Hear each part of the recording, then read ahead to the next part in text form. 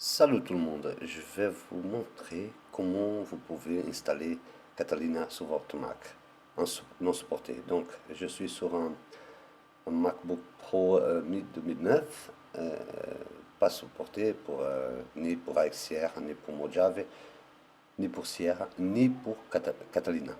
Donc il vous faut une clé USB de 16 Go minimum, 3.0 de préférence ou 3.1 et une petite or. Donc ouvrez votre Google et vous allez taper exactement ce que je vais écrire. Euh, donc vous allez chercher, écrire Catalina Patcher. Voilà, comme j'ai écrit dans l'écran. Vous allez choisir le premier, le tout premier. Donc vous choisissez la première option. Logiquement, vous pouvez aller voir le log. Donc voilà, ça va vous arriver ça. Et vous allez choisir le nouveau, le petit carré bleu. Et donc, vous téléchargez le fichier en cause. C'est moins de 200 mégas, ça va prendre quelques secondes. Une fois que vous avez téléchargé le DMG, vous allez ouvrir en cliquant deux fois et vous allez faire glisser pour vos applications. Et il va être comme cela.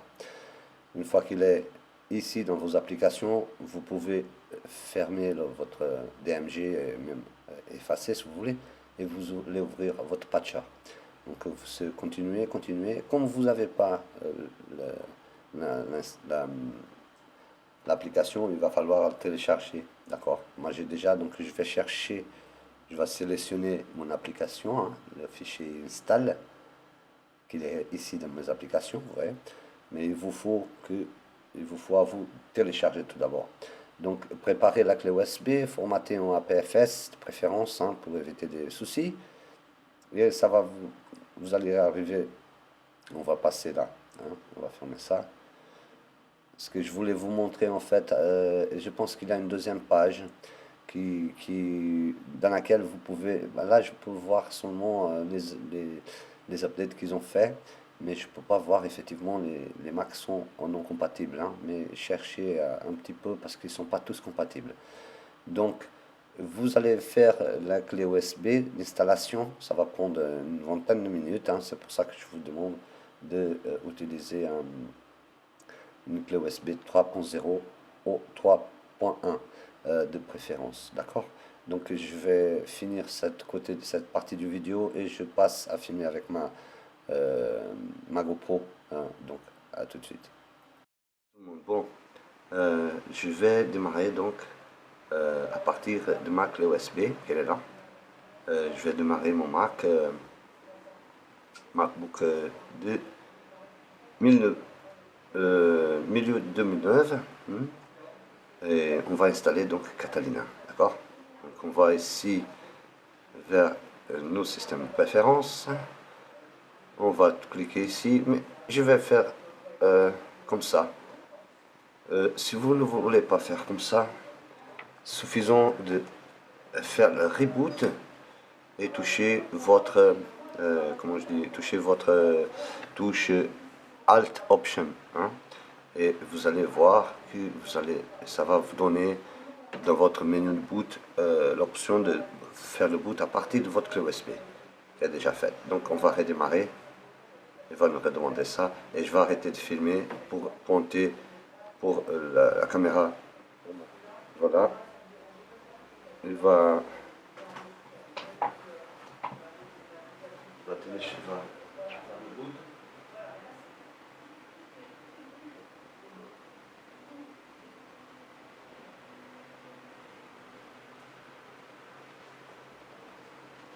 Ça prend un petit bout de temps, c'est vrai.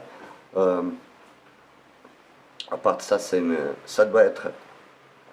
va être une installation identique à une autre OS. La particularité, c'est que vous allez faire toute la procédure que je vais vous dire, et ensuite vous devrez, quand il vous proposera, il va vous dire Successfully installed, va démarrer. Quand il redémarre, il faut impérativement faire le boot depuis votre clé d'installation pour pouvoir faire le post-install. puissant le post-install, votre système il va pas faire le boot. Donc là, je pense qu'il a détecté mon clavier, c'est déjà détecté. Il va identifier mon deuxième écran et on va pouvoir. Mais bon, il ne va pas s'occuper avec le deuxième écran. Il a déjà identifié mon clavier qui est là, vert, hein. Donc on va passer. C'est ça qu'en fait vous allez voir. Voilà. J'ai le ventilo parce que ça fait quand même chaud.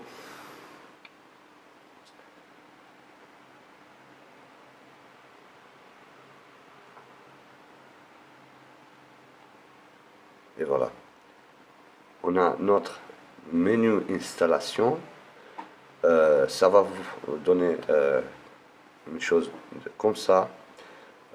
Une fois que vous êtes ici, je ne vous conseille pas à installer ça comme, à vous servir de ça comme système principal, vu que c'est une version bêta.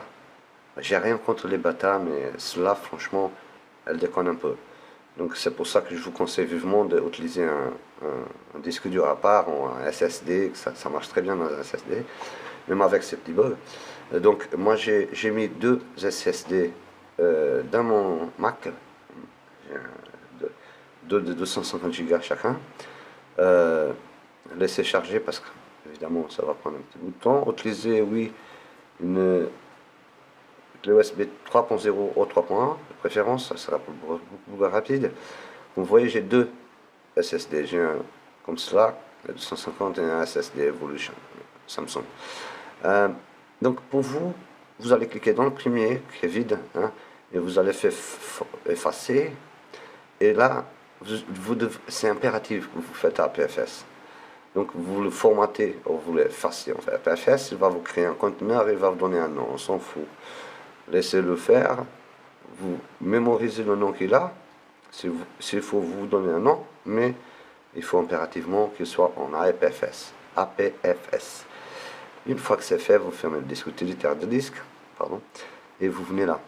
Et vous suivez les instructions, parce que c'est continuer, continuer. Une fois qu'il vous dit que c'est succès, l'a installé, il va redémarrer.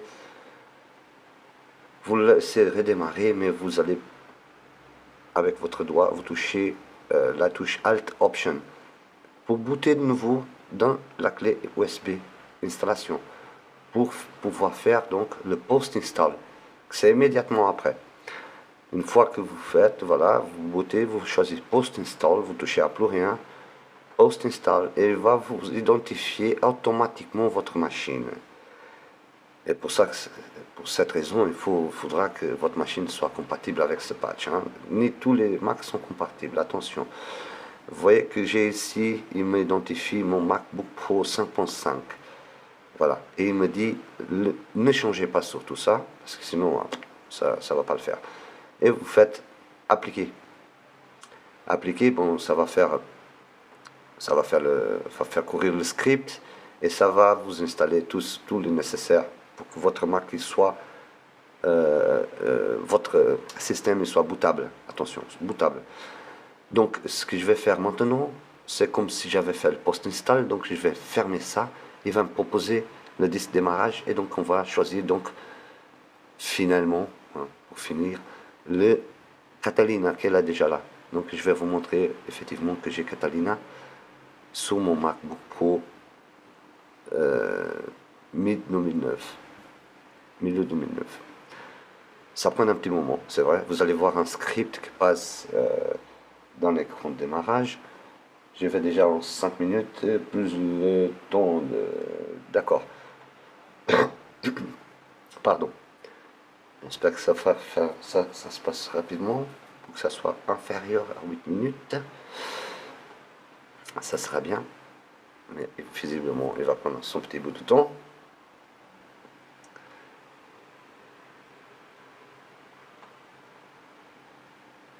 Voilà.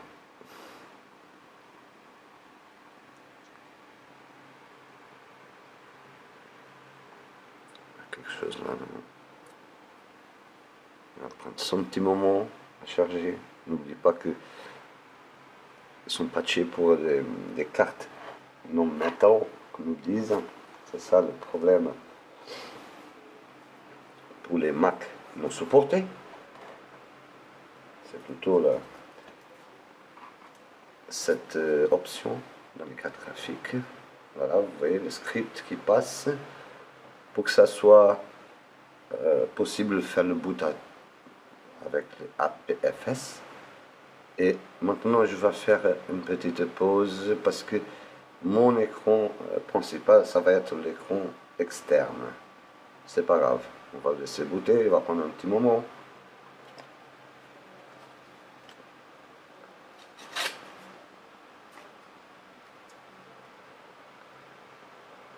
7 minutes, c'est pas beaucoup.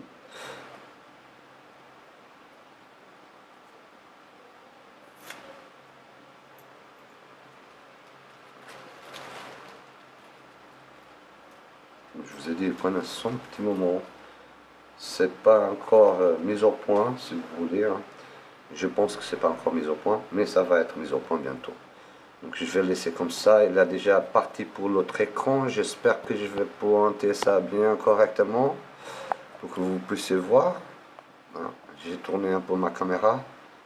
J'espère que ça soit pas trop mal. Donc, Attends.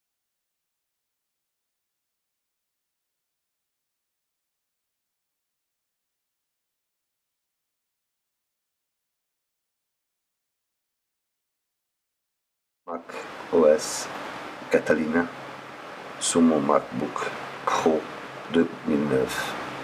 J'espère que vous aimez. Faites un like surtout. Hein.